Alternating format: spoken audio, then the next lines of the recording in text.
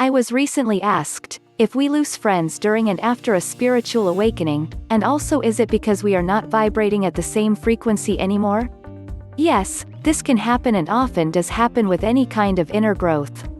The new energy can easily become incompatible with the old energy. Friendships and other relationships don't necessarily need to end when awakening growth happens, but there can be new awkwardness and perhaps even secret envy coming from others who continue to live in the old energy that we leave behind. My awakening happened at the age of 16. It was really confusing and alienating cause I never ever experienced these things in my past. After 1.5 years, probably when I was 18, I was able to understand that what was happening to me was somewhat normal. When I had my awakening, I knew that I couldn't really tell about it or even explain it to anyone, even to my parents. I couldn't able to tell them that I was hearing voices and chatting with my spirit guides. I couldn't really tell the divine experiences that I had gone through and was still going through. I just sort of kept it to myself. In fact, it was very easy for me to switch off everything at school and be normal, but then when I got home it would be my time to delve into all spiritual activities. I lived this way for a while, but eventually it got harder and difficult to contain. Eventually I had to make some physical life changes in order to catch up with what my spirit and body wanted me to do. I started changing my diet, my overall diet, my entire lifestyle, my sleep pattern, everything in my physical environment started to change. I began to remain as much as quiet, silence and simple, and craved a lot for more alone time. I started to avoid extrovert things. When we are going through spiritual transformations, our ideas about religion, relationships, even how we are being in these world change drastically. It can send us to dark night of the soul to awaken people which are close to move away from us. I have some points below that can help get you through the process with the least possible trauma. 1. It comes with the territory. Knowing that you should expect relationships to change drastically is half the battle. If you don't expect it, then you can give in to feelings of self-doubt and loneliness.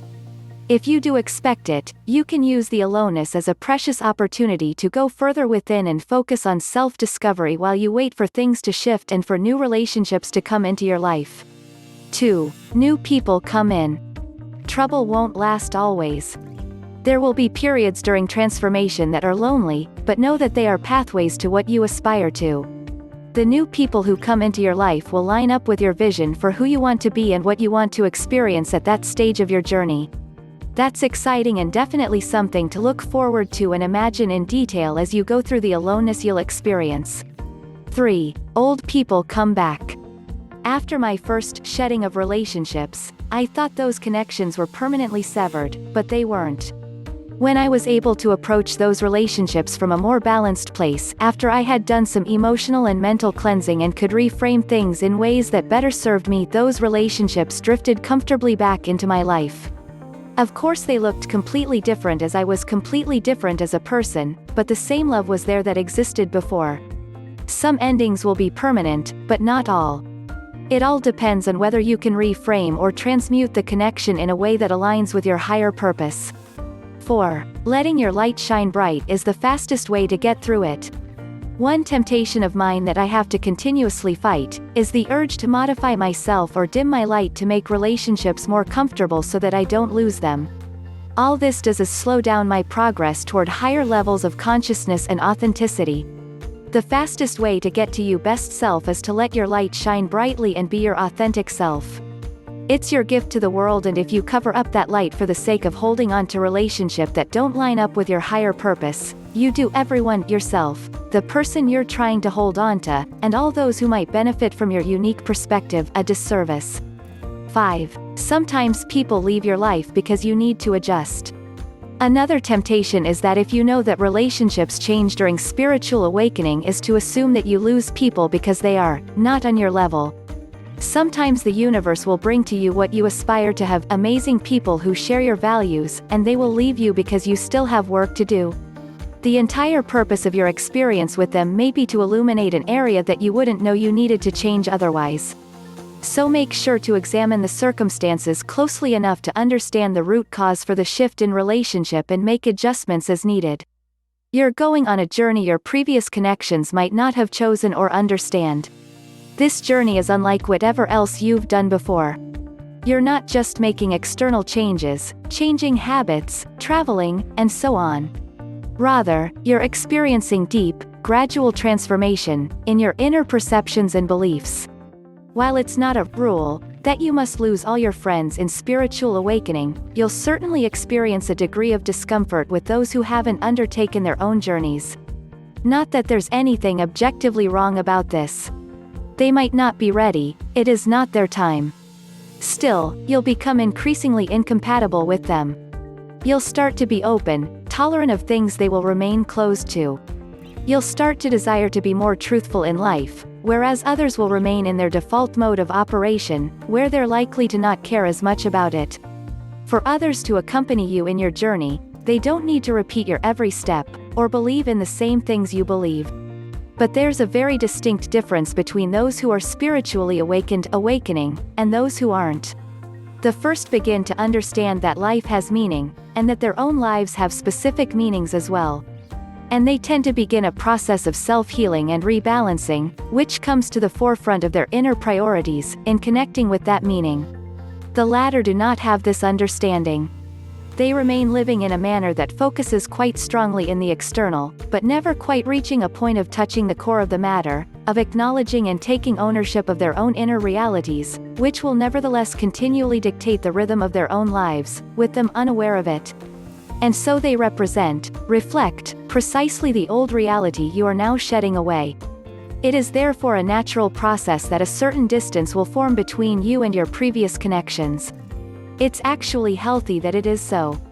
Those that can accompany you in your journey, will do so, or, you'll find new ones who do. Those who can't, won't.